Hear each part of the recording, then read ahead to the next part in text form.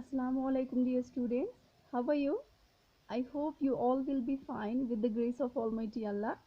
Dear students, after a long period of time, actually, by the completion of the U2 syllabus, now we are going to focus upon the T2 syllabus. Okay, the first topic that includes in your T2 syllabus is the 10th lesson of your English textbook. That is the chapter number 10. The title of the chapter is that snow or it really something else? Is that snow? क्या वो snow था? और is it really something else, कि वो कुछ और ही चीज थी? ठीक है, आइए हम इसके बारे में पढ़ते हैं. Connect. I always used to told you that the connect portion is is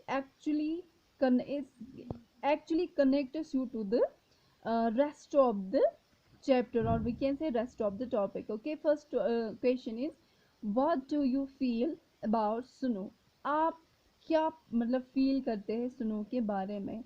आप क्या जानते हैं स्नो के बारे में? आपको क्या अच्छा लगता है? डू यू लव और हेट इट?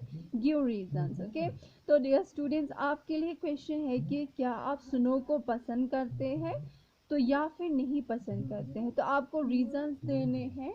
अगर आपको पसंद आए, मतलब पसंद है स्नो, तो क्यों पसंद है? अगर आपको स्नो पसंद नहीं है तो क्यों स्नो पसंद नहीं है? ठीक है, तो ये आपके लिए क्वेश्चन है. तो dear students, that we know that we belongs to that very state, actually the territory जहाँ पे हमें स्नो हर बार देखने को मिलता है, हर एक्चुअली साल में देखने को मिलता है. हमारी एक्सपीरियंस थोड़ी अलग रह चुकी है स्नो के बारे में. फिर भी इंडिविजुअल जो है पर्सनल व्यू सबके होते हैं, तो आप भी अपने व्यूज लिख सकते हैं.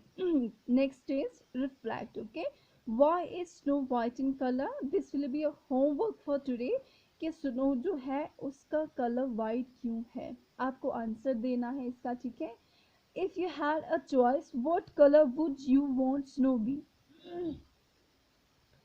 आप ये देखिएगा कि स्नो का कलर अगर वाइट है, अगर आपको नहीं पसंद है वाइट कलर, क्योंकि बहुत सारे ऐसे भी बच्चे होते हैं ना, ये स्नो का कलर वाइट क्यों होता है, ये ऐसा नहीं होना चाहिए, ये रेड कलर होना चाहिए. कोई बोलता है नहीं, रेड नहीं होना चाहिए, ऑरेंज होना चाहिए, अच्छा दिखता है. तो ऐसे सबके आर्गुमेंट्स, ऐसे सबके पर्सनल व्यूज आते रहते हैं. तो आपके पास भी आज एक मौका है जहाँ पे आप अपने पर्सनल व्यूज को एक्सप्रेस कर सकते हैं. So you will write down, अगर स्नो वाइट नहीं होता तो कैसा होना चाहिए था. ठीक है, imagine it's if it snowed in your city tomorrow, what is the first thing you would do? अगर कल आपकी सिटी में, आपकी विलेज में, आपकी टाउन में कल को स्नो पड़ेगा तो आपकी क्या प्रिपरेशंस रहेंगे उसके रिलेटेड. ठीक है, आपको वो भी लिखना है. तो dear students, before going through this chapter, actually through this story, now we will write down the author, write down about the writer who has wrote it actually. के तो अश्विथा जय कुमार एक ऐसी पर्सन है, एक ऐसी महिला है जिन्होंने इसको लिखा है. आप उसके बारे में पढ़ते हैं. ठीक है, she edits text books and comics for kids and also works on books for grown ups. Okay, dear students, ये जो जय कुमार है वो एडिट करती है बुक्स को, मतलब और नए सिरे से लिखती है, नए तरीके से लिखती है, कुछ एडिट करती है, डिलीट करती है, तो वो होता है एक्चुअली. और कॉमिक्स लिखते हैं, ऐसे बुक्स लिखते हैं जिनमें एक छोटे बच्चों के लिए बुक्स जो आती हैं, आप खुद भी देख सकते हैं, पिक्चर इसमें डाल के होते हैं. ठीक है, हमने आज तक जितनी भी स्टोरीज पढ़ी हैं उनमें पिक्चर्स दिए गए होते हैं. यहाँ पे देखिए, that's the comics. Okay, comic book, जहाँ पे सीरीज में इमेजेस दी गई होती हैं. इन इमेजेस से क्या होता है, बच्चों को विजुअलाइजेशन का एहसास होता है, मतलब वो देखते हैं, ये जो इमेजेस है उनके दिमाग में फिट रहती है कि इमेज हमें क्या बताना चाहती है. ठीक है, ऐसे एक इंटरेस्ट पैदा होता है बच्चे के दिमाग में. बच्चा इसे और इंटरेस्ट के साथ, एक्साइटमेंट के साथ पढ़ने लगता है बुक्स को. ठीक है, जैसे आप नहीं पढ़ते, छोटे बच्चों को पढ़ाते ए इज़ फॉर एप्पल, तो वहाँ पे अगर हम ओरली पढ़ाएंगे बच्चों को, उनके दिमाग में नहीं रहेगा ए इज़ फॉर एप्पल, में भी उनको ओरली मेमोराइज हो, लेकिन उनका माइंड जो है दिमाग में नहीं रहेगा कि एप्पल होता क्या है. ठीक है, तो वहाँ पे जब एप्पल बना के होता है, उसका कलर फिट करके होता है रेड कलर, तो बच्चे के दिमाग में तीनों चीज़ें रहती हैं. एप्पल कैसा होता है, एप्पल दिखता कैसा है स्ट्रक्चर वे में, और ए इज़ फॉर एप्पल। तो तीनों चीज़ें इस विजुअलाइजेशन के साथ बच्चे के माइंड में फिट रहती है, ठीक है। तो इन सब कामों, इन सब चीज़ों पे किसने काम किया? जया कुमार ने, ठीक है। शी और ग्रोन अप्स के मतलब यंग वंस के साथ उन्होंने, यंग वंस के लिए उन्होंने बुक्स लिखी हैं, ठीक है। She loves reading books on history and fantasy. उनको पसंद था रीड करना। कौन सी बुक्स? हिस्ट्री। यूजुअली हिस्ट्री ऐसी बुक होते हैं जो मतलब जिनका रिकॉर्ड पिछला होगा, मतलब जो पिछले जो गुजर चुकी होंगी बातें, है ना, तो जो रह चुका होगा, इस दुनिया में रह चुकी होंगी चीज़ें, उनके बारे में लिखना पढ़ना, that is the history, okay. Fantasy is usually the imaginary world which is going to happen actually but maybe not happen, but हम एक आश लगाए हुए बैठे हैं कि हमारे दिमाग में एक ऐसी चीज़ होती है कि कल को ये होगा, है ना। तो जब आप सपोज आपके दिमाग में ऐसा चल होगा, जब हम कल को इंग्लिश एग्ज़ाम फिनिश करेंगे then we will visit to the maternal home. Actually फिर नहीं हुआ होगा फिर वैसे, लेकिन आपके दिमाग में चलता रहता है कि नहीं हम तो फिर मैटरनल होम जाएंगे, वहाँ पे वो करेंगे, वहाँ पे इसके साथ खेलेंगे, मौसी के साथ खेलेंगे, मामा के साथ घूमने जाएंगे। तो ये चीज़ आपके दिमाग में जब रहती है that's the imaginary world, actually fantasy, okay. Then she spends her free time building miniature cities from toy BRICS.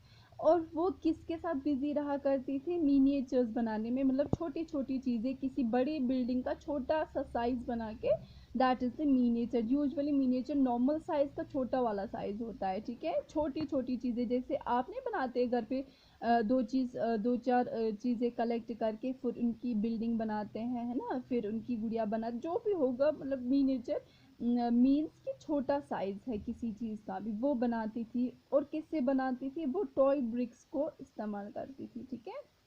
And loves to collect various interesting things like toys, old books and comics. तो dear students, उनकी एक interesting habit भी रह चुकी है, वो collect करती थी छोटी छोटी चीज़ों को, टॉयज़ को, ठीक है। जो ओल्ड बुक्स थी वो उनको कलेक्ट करती थी, और कॉमिक बुक्स को भी वो अपने पास रखा करती थी, ठीक है। Is that Snow? It's about a curious young girl who thinks she has seen snow for the first time in her life. तो Is That Snow जो स्टोरी है, ये एक ऐसी यंग गर्ल के बारे में है जो जिनको ये लगता है कि उन्होंने पहली बार अपनी लाइफ में स्नो देखी है, ठीक है। तो वो मतलब जब हम अब पहली बार कोई चीज़ देखते हैं ना, हम कैसे एक्साइटमेंट फील करते हैं ना, हमें डिफरेंट सिचुएशन नज़र आते हैं, डिफरेंट मतलब माहौल जो है नज़र आता है, बहुत ही एक्साइटमेंट फील करते हैं, बहुत ही एक्साइटेड होते हैं चीज़ों के रिगार्डिंग।